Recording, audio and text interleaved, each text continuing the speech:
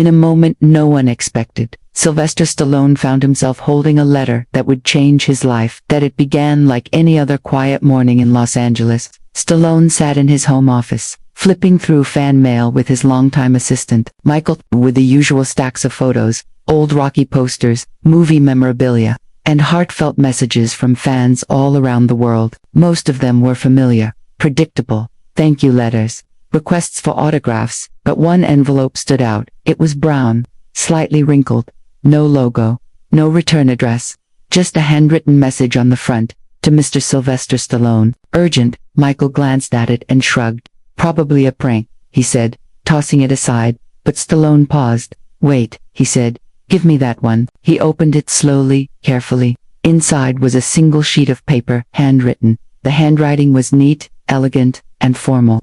At the bottom of the page was a signature written in bold, Ibrahim Traore, President of the Transition, Burkina Faso. Stallone stared. That Burkina Faso. He hadn't heard that name in years. He looked over the letter again, and then, without saying a word, he began to cry. Michael sat frozen across the desk. Sly, what is it? Stallone didn't answer at first. He was gripping the paper tightly, as if it might vanish. Then, in a voice low and cracked, he began to read. Dear Mr. Stallone, I am not writing to you as a politician. I am writing as a son, a boy who once sat in a broken classroom under the heat of West Africa, watching a grainy black and white television. That was the first time I saw you. You were running through the streets, fighting, falling, getting back up. I didn't understand a word of English, but I understood you. You taught me how not to give up. You made me believe I could fight not just in a ring, but against hunger, war, and fear. I am standing today because once upon a time, Rocky stood to still. Voice broke. I don't even know this man, he whispered, but somehow, he knows me. Michael reached for his phone. We should verify this, make sure it's real. But Stallone shook his head. Not yet. There was more to the letter. He turned to the final paragraph. There are children here who still need heroes. Not the kind on screens. The kind who reach across oceans. If you ever find it in your heart to visit us, even for a moment, let them see what I once saw. With deep respect, Ibrahim Traore. Michael looked at him. Are you going to reply? Stallone shook his head again. No, he said, I'm going to go. That evening, Stallone contacted his team. He requested a private flight. No cameras, no press. Where to? The assistant asked. Stallone held the letter in his hand and said, Burkina Faso. When his plane touched down in Ouagadougou, the capital of Burkina Faso, the landscape looked nothing like Los Angeles. No flashing cameras, no billboards, just dry air, heat, and children waving from behind rusted airport fences. There was no red carpet, no welcoming parade, just two black SUVs, and a small flag of Burkina Faso taped to the windshield. An official stepped forward to greet him. President Traore is not here yet, he said gently. But he asked us to take you somewhere first. Where? Stallone asked. The man smiled softly. To the place where your story began. They drove through dusty streets, past open-air markets, past barefoot children kicking soccer balls made from tied-up plastic. They turned into a quiet road and stopped at a small building made of faded clay and tin. Its paint was chipped. The windows cracked. A sign outside read, École d'Espoir, School of Hope. The official turned to Stallone. This is where the president saw Rocky for the first time. Over 20 years ago. Stallone stepped out of the car. He stood in silence, the dry wind brushing across his face. He hadn't met Traore yet, but already, something inside him was shifting. The school was mostly empty. A few teachers swept the floors. A few children played in the courtyard. The guide led Stallone down a narrow hallway. The walls were covered with chalk drawings and old posters peeling from the corners. They entered a small, dark room. It smelled of dust, heat, and history. In the center sat a rusted projector, its lens cracked. Long broken. Right here, the guide said. This is where they watched it. Stallone looked around. There was no screen, just a white bedsheet still pinned to the wall. He stood quietly. He imagined a young boy sitting cross-legged on this dusty floor, staring up at a flickering image of Rocky Balboa, running up the steps, bleeding, fighting, rising. There was no popcorn, no fancy chairs. Just hope. Then, out of nowhere, a little boy walked in barefoot and curious. He stared up at Stallone with wide eyes. he whispered softly. In French, C'est toi Rocky. Stallone bent down, touched the boy's shoulder, smiled. No, he said gently, but I'm here, because of you. Outside, the golden sun filtered through the cracked windows. Inside, the past and present quietly shook hands. That night, Stallone sat alone in a guest house near the school. He reread the letter, word by word, line by line, letting it settle deeper than before. There was a knock. A young woman in traditional dress stood at the door. She handed him a small wooden box, bowed, and walked away. Inside the box was a hand-carved bracelet. Simple, worn. A second letter. Mr. Stallone, you don't owe us anything, but you've already given us more than you know. Tomorrow, if your heart still allows, I would be honored to meet you. Not as a fan, as a friend. Ibrahim Stallone held the bracelet in his hand. It wasn't about movies anymore. It wasn't about fame. It was about how his story had somehow crossed oceans and helped a boy believe in something. He looked up at the ceiling and whispered, "This is the most important role I've ever played, and there's no script for it." The morning air in Ouagadougou was quiet. Still. At the presidential residence, there were no journalists, no podiums, no microphones, just a table under a tree, and 2 chairs. When Stallone arrived, Ibrahim Traore stood waiting. There was no formality in his stance, no ego in his smile. They shook hands quietly. "You're not what I expected," Stallone said with a light chuckle. "Neither are you," Traore replied warmly. They sat down and for a while they said nothing. Not the awkward kind of silence, but the kind that happens when 2 people understand each other without needing words. "I watched Rocky when I had nothing," the president said finally. "It made me feel like I could fight." Stallone nodded. "I made Rocky when I had nothing. Two lives, 2 continents, the same fight." Then, Traore added a 3rd chair. "For someone else," he said. "For who?" Stallone asked. "For every child who ever felt invisible." That evening the president handed Stallone a sealed envelope. "Read it alone," he said. Back in the guest room, Stallone sat on the edge of the bed and opened it. Inside were letters, dozens of them. Handwritten notes, some with stick drawings in the corners, others with misspellings and crumpled paper. They were from orphans, students, kids who had nothing, but had watched Rocky. One said, "Dear Rocky, I run like you before school because it makes me feel strong." Another said, "You punched bad guys. I want to punch hunger." And another read, "President Traore says you're his brother. That means you're our uncle." Stallone folded the last note and placed it in his shirt pocket. He sat back and whispered, "I'm not the hero here. They are."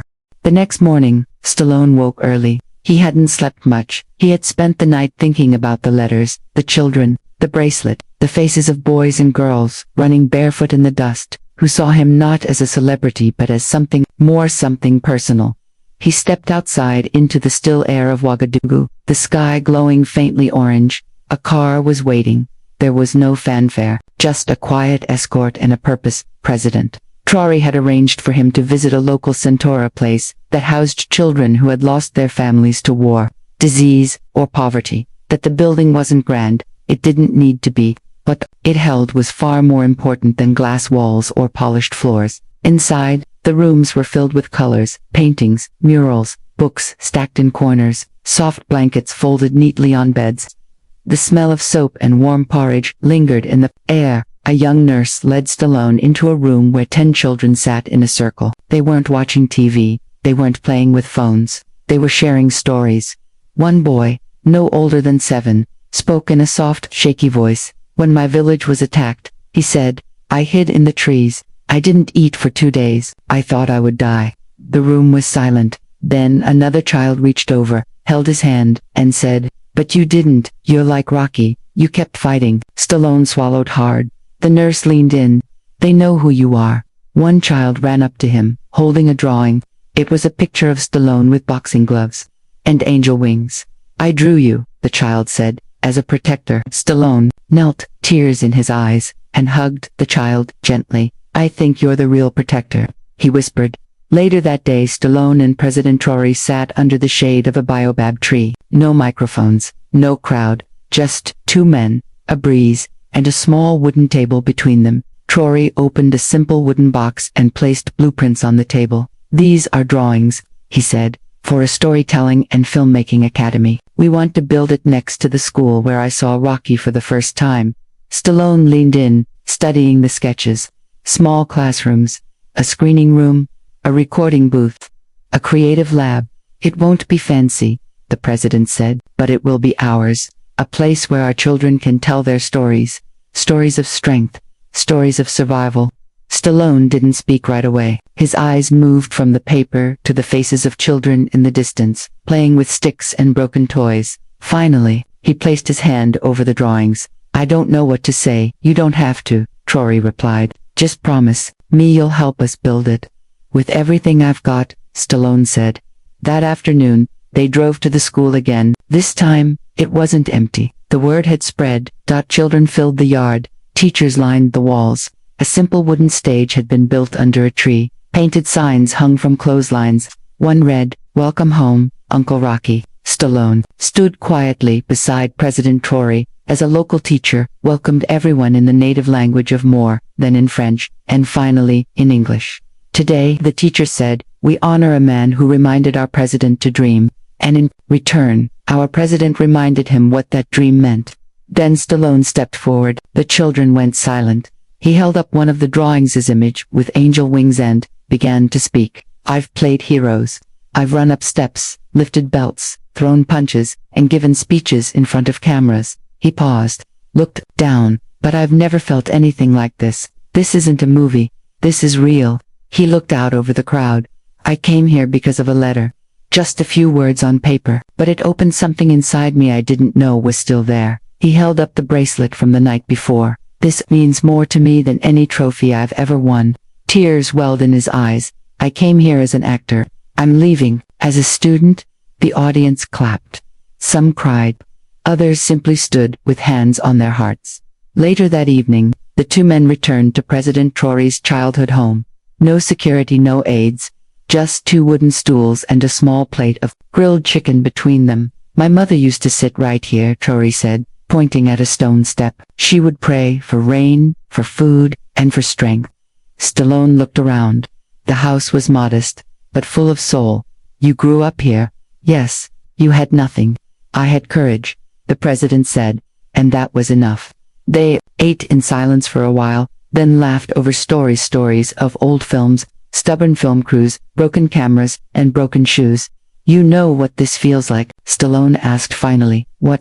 A scene from a movie I never got to make, Traore smiled. Maybe now you will. And in that moment under the stars, with no stage, no lights, no cameras, the two men weren't president and celebrity. They were just boys who had fought different battles but found the same kind of peace.